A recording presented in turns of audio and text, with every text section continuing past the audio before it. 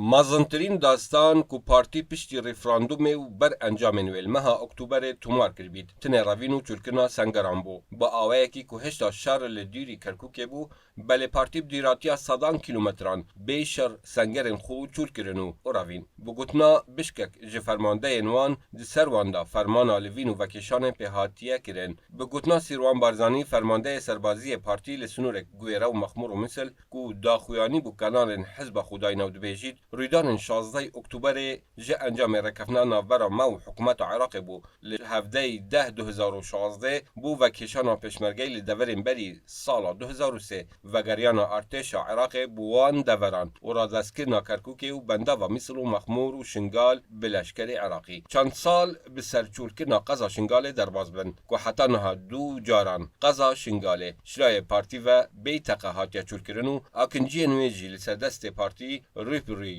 دردسری و کاراسات و جینوسایده بونه بشتی انجام دانا ریفراندوم 25 ایلول یا لجنا مسعود بارزانی سروک پارتی دموکراتی کردستانو در انجام نوی جارکادی قضا شنگال کتب بر هرشن چکداری بله او قضایا جارکادی جلای هزن شنگال و بیتقه چولکر اکنجی و کردن ازدیل شنگال آماجا پوی یکی دیکن به صدم انجام دانا ریفراندوم قضاوان رو به رو هرشن چکداری بو هر واسا هزن چکدار ین سرب پارتی لوی قضای بیتقه شنگال چولکرو جارکادی خلکی و توشی دردسری و کاراسات و جینوساید بونه و پشتی آزاد کرنا قضا شنگال پارتی زورترین هز لوی قضای بنجه کربو او جی اگ بو جوان هزن کو پراسناوان دوران پیهاتیه راست پاردن هر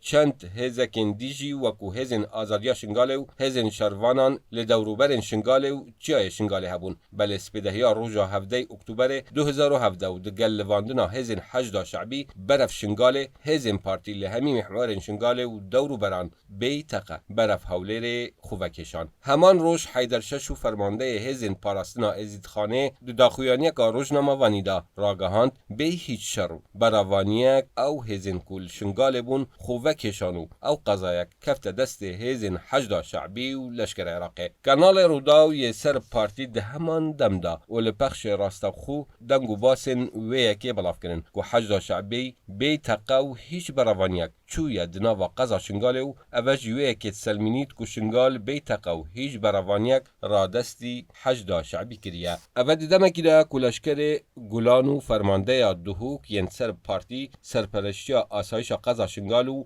وان دورانت کرد فرمانده یا وان هزان جستوی مسرور و منصور بازانی دابون همان روش پشتی چند دمجمیران جچولکرنا شنگال شلای هزم پارتی و غیاز سورچی کارگر ملبند مثل یکتی او یک اشکرا کرد که هزم پارتی همی جهن خول باشی که چولکرینه